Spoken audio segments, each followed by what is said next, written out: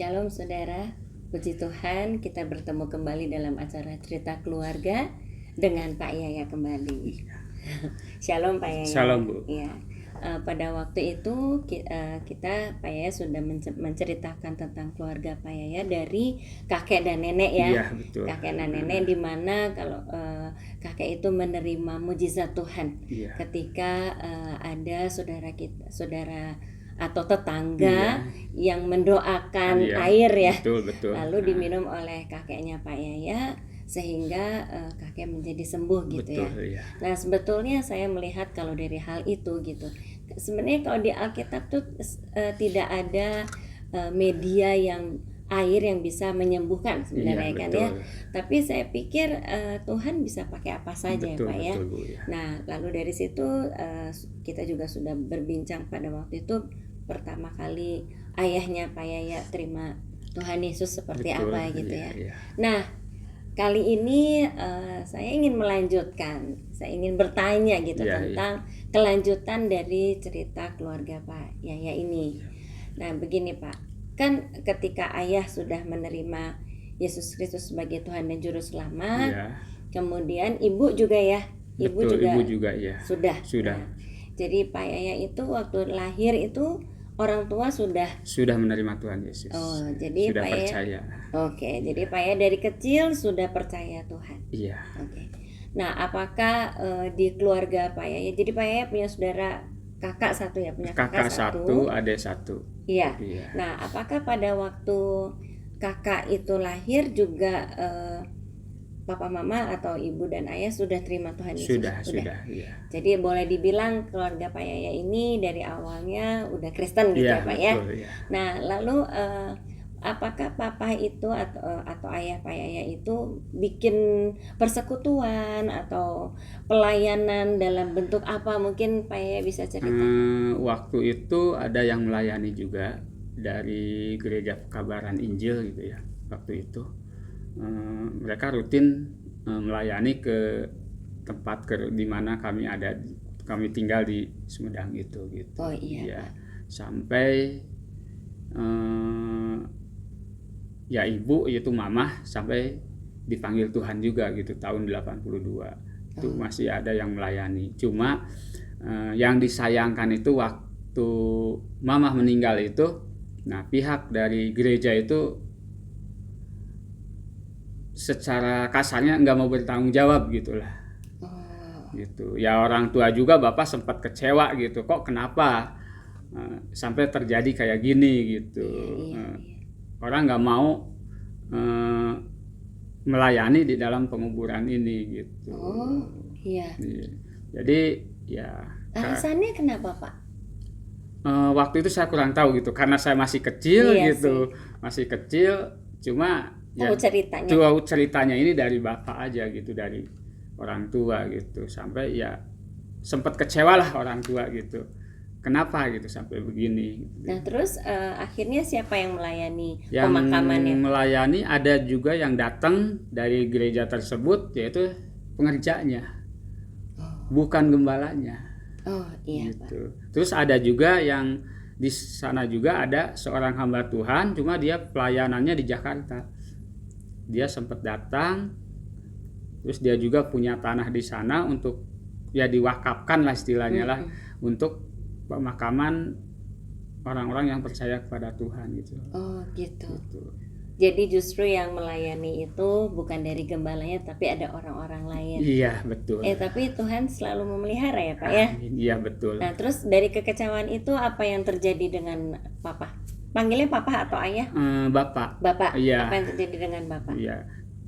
Ya sejak itu ya kecewa sih ada gitu ya. Tapi kan karena udah percaya sama Tuhan ya, kalau terus-terus kekecewaan ya gimana gitu. Dari situ ya biasa bekerja lagi. Nah suatu waktu Bapak itu ketemu dengan teman somnya gitu. Som itu apa, mungkin bisa dijelaskan kepada Som itu gitu sekolah orientasi ministry gitu, kayak ini kayak kursus Alkitab lah gitu di Jakarta. Nah sama yang di Jakarta udah, kalau mau pelayanan pergi aja pelayanan ke daerah Banten. Oh, gitu. Ya tahun 89, nggak tahu 87, nggak tahu 87, nggak tahu 89, Bapak pergi pelayanan ke Banten. oh iya. Ya mulai buka pelayanan. Sama keluarga ikut? Enggak, Bapak aja sendiri. Oke. Saya sama adik sama kakak di ini sama nenek Oh, di mana itu Pak? di Sumedang. Sumedang, Iya. iya. Bapak sendiri pelayanan ke sana ke Banten. Saya di sana di Sumedang gitu.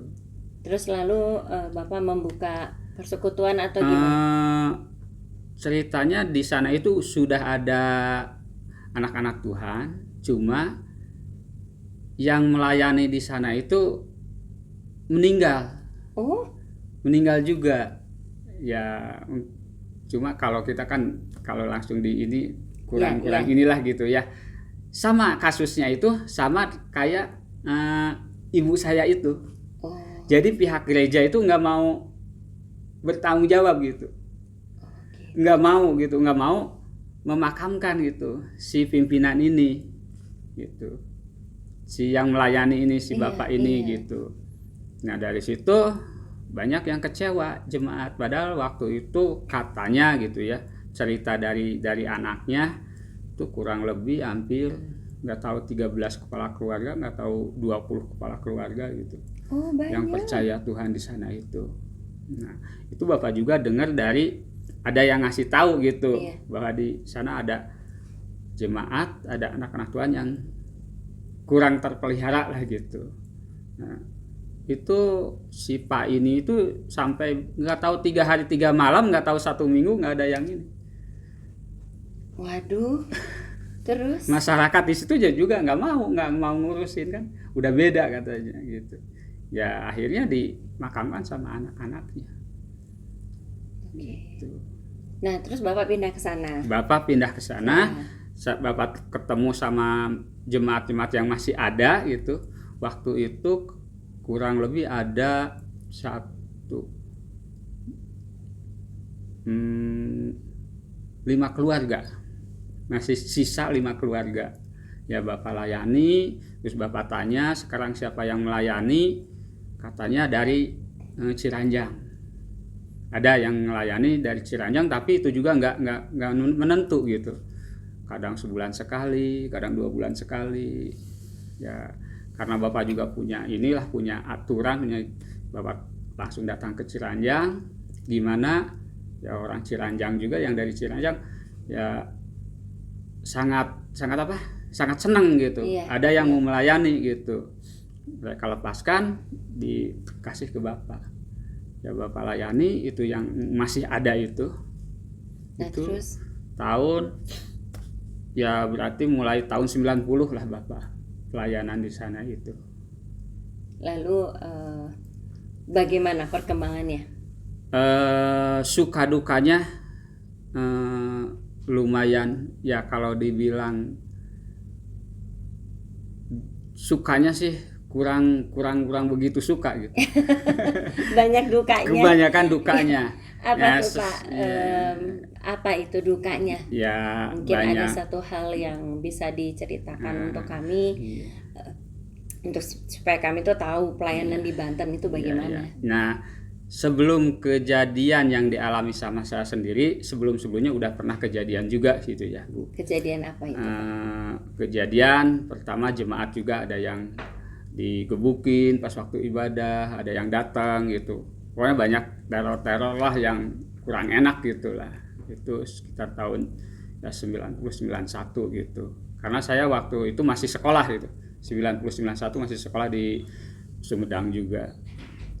Nah dari situ saya sudah lulus sekolah 93, 94 kerja di Jakarta, nggak betah, ya ikut ke Banten tahun 95. Kalau nggak salah pertengahan tahun 95. Ikut pelayanan. Dibilang ikut pelayanan gimana, ada belum apa, cuma bantu aja gitu. Bantu orang tua gitu.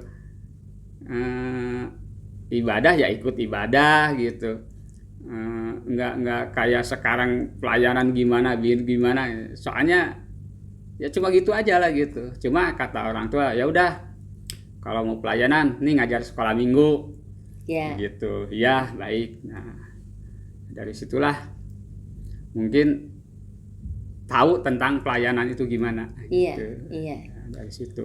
Nah mungkin cerita atau kesaksian yang saya alami ini ya kejadiannya itu ya tahun 95 ini. Apa kejadiannya, bagaimana Pak? Waktu itu orang tua mau ya sedikit ada apa? Ada berkat lah gitu. Mau bikin tempat tinggal yang layak gitu. Di daerah situ gitu ya. Ada berkat sedikit.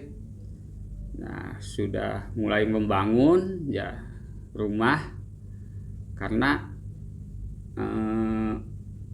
orang tua juga, bapak juga setelah pelayanan di sana itu mendapatkan itu mempunyai istri lagi gitu. Oh iya. Punya istri lagi, berkeluarga lagi. Jadi pas waktu pembangunan itu, kalau masih ingat nih sampai sekarang lah, itu tanggal 23 bulan sekarang ini bulan September bulan 9 tahun 95. Itu ada kejadian hari Minggu itu saya habis ngajar sekolah minggu. Iya. Habis ngajar sekolah minggu pagi.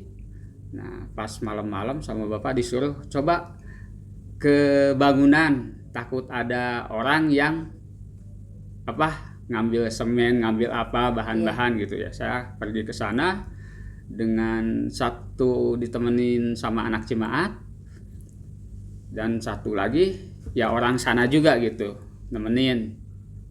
Kurang jam 9 datang ke tempat. Nah pas jam 10 itu ada yang datang, bapak-bapak nanyain bapak gitu, nanyain bapak kesini enggak, kesini cuma nggak tahu jam berapa kesininya. Setelah ngobrol orangnya pergi, ya saya juga ngobrol lagi sama anak jemaat sama temen. Waktu itu sekitar jam 11-an ada yang datang. Ada yang datang, nggak basa-basi, nggak itu ini, langsung aja si bangunan itu langsung diamprukin, diratain aja. Padahal udah tinggal pasang ke atas lah, bata udah beres lah, tinggal udah beres. Pasang atap aja. Pasang atap gitu, rata lagi aja. Di situ saya lihat, wah banyak orang dong. Ya dengar gitu waktu itu 30 orang yang datang. 30 orang yang datang. Nah, sempat sih saya juga ngelawan gitu ya. Sempat ngelawan, tapi pas lihat orang banyak, ya saya lari. Percuma ngelawan juga. Pas lari kesandung ini akar kelapa. Kan di sana daerah pantai. Jadi banyak pohon kelapa. Di situ jatuh, pas mau bangun kepala ini udah dipukul. Tinggal udah dipukul kurang lebih 4 kali pukulan. Kalau ya kayak pakai apa ya? Pakai linggis yang buat nyongkel paku gitu. Yang ada buat namanya? Ya linggis yang buat nyongkel paku gitu. Soalnya pas di lukanya itu kayak ini sih. Kayak apa? Kayak bentuk linggis itu gitu. 4 kali dipukul, tapi ya mungkin pertolongan Tuhan gitu ya. Walaupun 4 kali dipukul kepala, nggak terasa sakit, nggak terasa gimana, pusing gitu. Cuma di pikiran saya gitu ya, waktu itu ya, saya udah berserah sama Tuhan. Tuhan, kalau ini kehendak-Mu, saya harus meninggal di tempat ini, saya rela. Udah aja. Di situ diam, mereka masih mukul. Nggak tahu mukul kemananya masih saya juga nggak tahu gitu, nggak tahu ke kepala, nggak tahu ke badan gitu. Nah udah gitu pas saya bergerak pasti mukul, mungkin Tuhan kasih hikmat, saya diem, mereka juga diem, pergi aja. Nah udah pergi, saya bangkit, walaupun udah dipukul nggak tahu berapa pukulan gitu, nggak terasa pusing, nggak terasa lemas, nggak terasa gimana gitu, sakit, apalagi sakit enggak, biasa jalan lagi. Kan waktu itu di sana itu belum ada listrik, Oke. masih gelap gitu.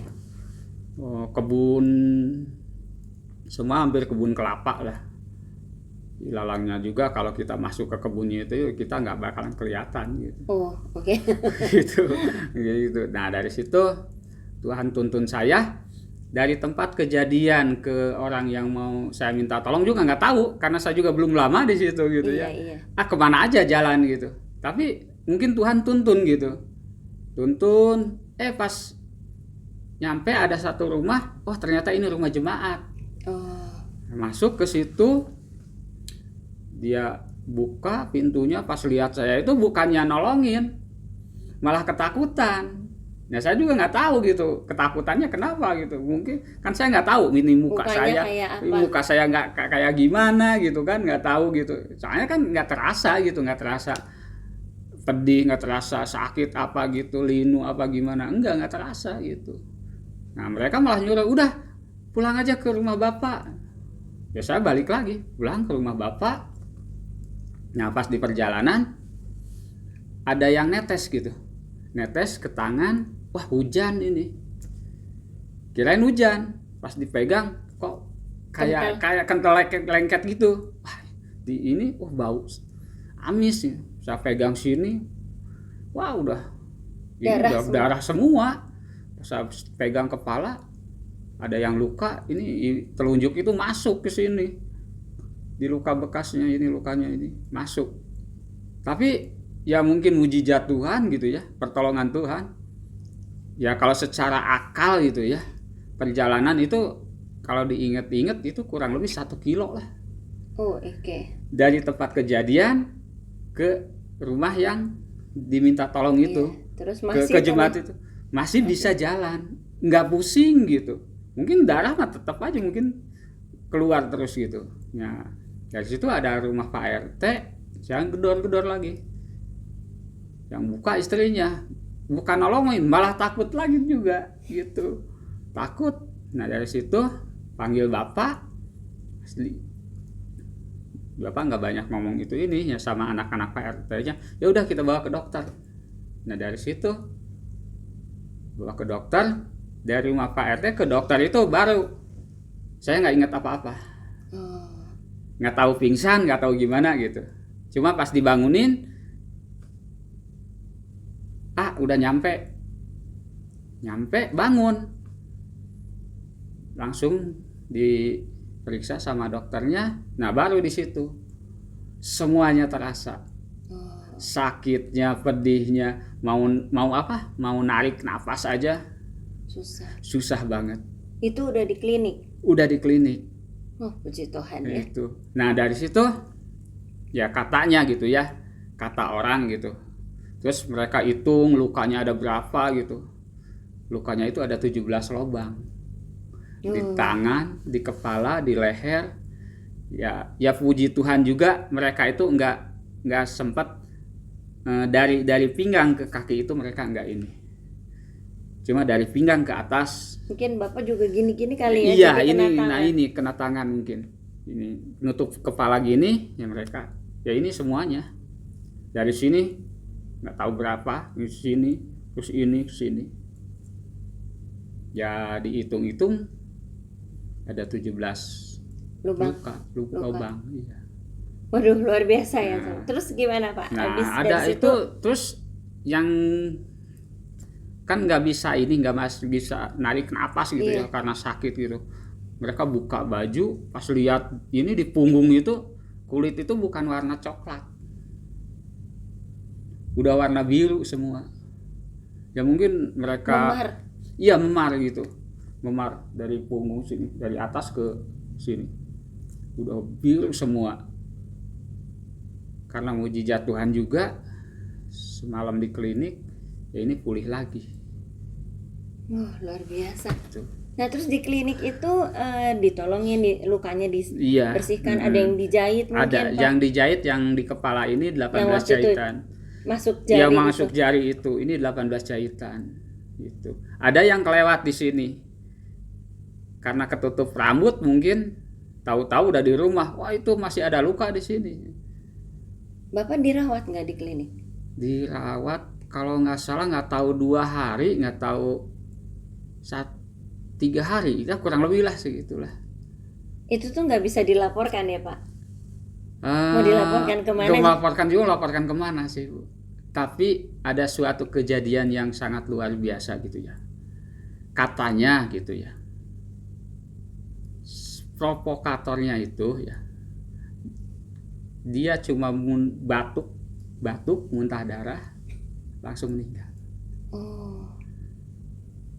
Jadi dari yang mau provokator yang mau menghancurkan rumah Bapak, Iya, dan yang bawa tim untuk ngegebukin iya, Pak Yaya iya, gitu ya. betul, Oh. Itu beritanya berapa lama setelah itu? Paginya, Oh, luar biasa. paginya. Tuhan itu selalu membela ya. Iya, Pak? betul. Nah, terus Pak Yaya sendiri setelah itu dipulihkan oleh Tuhan. Puji Tuhan, disehatkan kembali. Padahal udah susah napas tuh Pak. Iya, seminggu sudah bisa aktivitas lagi gitu. Walaupun ini diikat sama perban gitu, badan nggak terasa sakit apa itu ini gitu. Sampai biasa. ada yang dari Jakarta juga, ya udah dicek gitu ya, kayak dulu itu di rongsen lah gitu, Iya, semuanya rongsen, semuanya takut kenapa.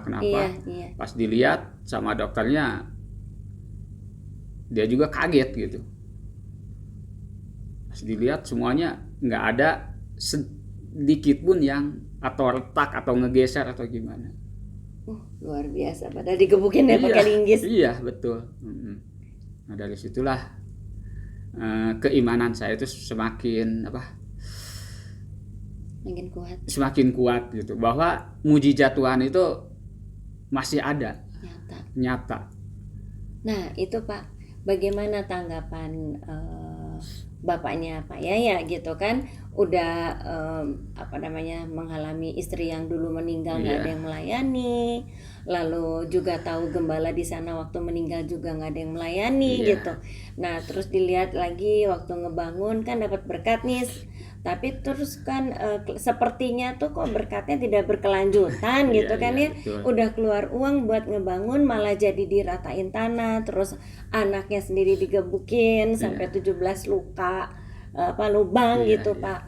Nah tapi memang disembuhkan. Nah itu tanggapan bapaknya Pak Yaya itu apa pada waktu itu? Orang tua sempat itu masih di rumah sakit, masih di klinik gitu. Ngomong gitu, gimana kita lanjutin apa jangan ini pelayanan, maju terus apa jangan atau mundur. Saya bilang, Pak, ini harus dilanjutkan. Walaupun sesak napas pada waktu itu tetap bilang, iya, ini harus dilanjutkan. Ya puji Tuhan, sampai Bapak dipanggil Tuhan tahun 2014, pelayanan di sana masih berkelanjutan, sampai sekarang juga masih berkelanjutan. Ada yang melayani juga. Oh puji Tuhan. Nah pada waktu itu selesai dari Pak Yaya luka-luka, pulih kembali, itu Pak Yaya kapok enggak Pak? Malah ada sekarang itu trauma Pak? sih ada gitu ya, trauma ada gitu. Tapi karena sekarang dipikir gitu, ya mungkin inilah syarat mutlak yang harus diterima oleh pengikut Kristus itu.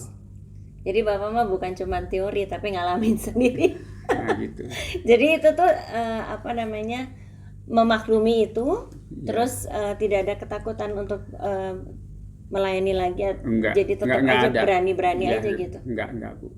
Saya maju terus saja. Oh luar biasa. Maju terus. Nah terus sampai dengan Bapak nggak ada, itu Pak Yaya tetap pada waktu itu mendampingi ayah ya, mendampingi bapaknya Pak Yaya itu dalam pelayanan. Iya, sampai tahun 2000. Oh sampai tahun 2000 masih di sana. Tahun 2000 saya pindah ke Bandung. Kerja di Bandung. Oh iya Pak.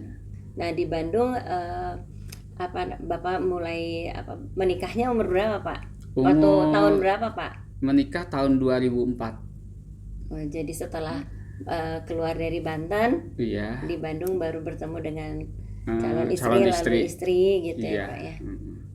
Oh iya. Menikah tahun 2004. Nah terus istrinya Bapak juga, Bapak masih di Bandung masih pelayanan enggak?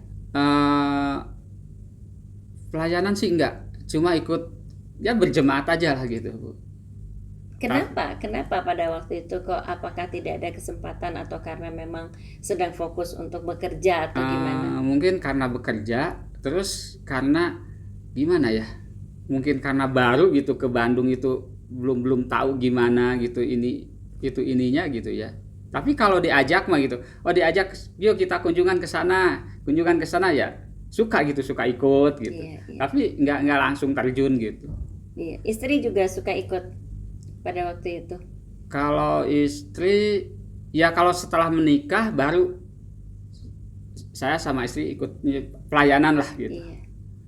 Ya sekarang Pak Yaya putranya atau putri, Putra 1. istri bagaimana? Istri pada saat ini sudah 9 bulan dipanggil Tuhan. Oh, jadi Pak Yaya sekarang sendiri lagi. Iya, sendiri lagi. Nah terus pelayanan Pak Yaya juga masih sekarang. Sekarang pelayanan ya karena saya punya komitmen.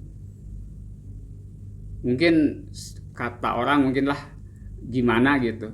Saya 1 bulan itu bisa memberitakan atau menceritakan lah tentang keselamatan kepada 1 orang, baik yang udah jadi orang Kristen, baik yang belum jadi orang Kristen gitu. Karena banyak juga KTP-nya Kristen tapi belum tentu Iya betul. mereka percaya sama Tuhan Yesus. Iya betul Pak. Itu target saya 1 bulan 1. Ya kalau Tuhan kasih 1 bulan bisa 2, 3 ya itu puji Tuhan. Iya sih.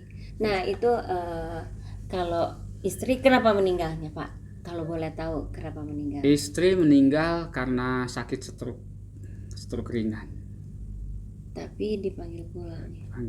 Panggil Tuhan. Itu dalam kondisi melayani juga Pak? Iya, 6 bulan setelah wisuda di sekolah teologi di Tiranus. Baru lulus. Ya mungkin itu ada rencana Tuhan yang terbaik lah. Bagaimana perasaannya Pak ya ketika Tuhan panggil istri? Sangat kehilangan. Pastilah ya Pak. Sangat kehilangan sekali gitu lah. Karena selama menikah tahun 2004 sampai meninggal itu kurang lebih 18 tahun, sama-sama ya suka dukanya gitu, pelayanan kemana enggak, walaupun istri bekerja, saya juga bekerja, tapi untuk pelayanan kita sama-sama gitu, pergi kemana, kunjungan kemana sama-sama bareng-bareng gitu. Ya, saya ikut berduka Pak. Iya.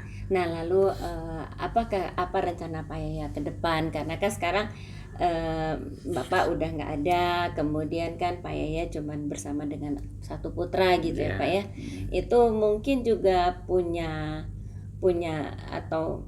tips mungkin bagaimana Bapak bisa mengatasi itu semua ketika kehilangan istri karena biasa pelayanan bareng gitu. Sekarang enggak lagi. Mungkin Pak Yaya bisa punya tips untuk diceritakan kepada netizen, apa sih yang menjadi pokok utama atau kekuatan untuk Pak Yaya tetap bertahan dalam pelayanan. Karena kalau saya lihat kan Pak Yaya kalau hari Minggu datang ke gereja ini kan juga dalam bentuk pelayanan Pak ya, menolong orang-orang yang memang membutuhkan Pak Yaya untuk diperhatikan gitu kan Pak. Nah itu apa sih tipsnya Pak Yaya dalam menghadapi kehidupan ini setelah ditinggal istri tapi masih tetap pelayanan gitu? Apa tips yang mungkin disampaikan kepada netizen?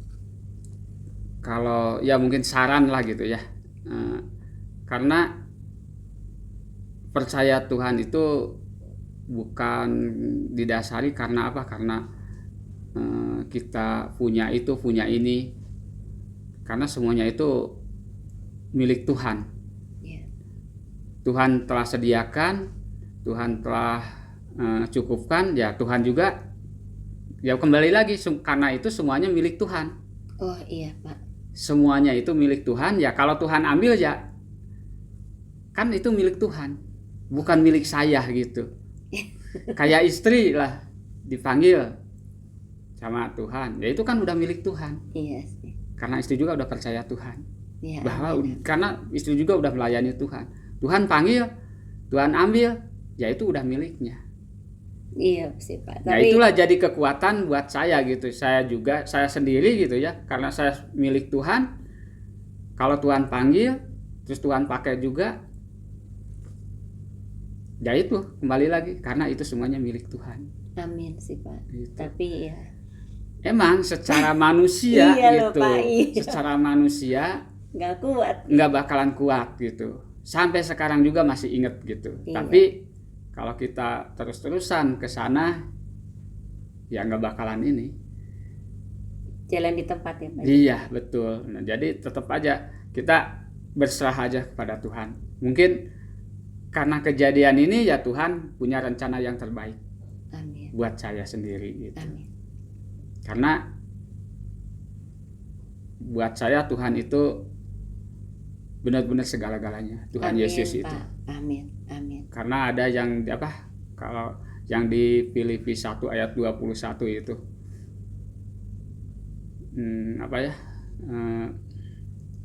hidup itu Kristus, mati itu keuntungan. Oh, iya. Nah itulah. Iya Pak. Itulah yang menjadi kekuatan saya gitu. Wah, terima kasih sekali Pak Iya. ya untuk kesaksiannya.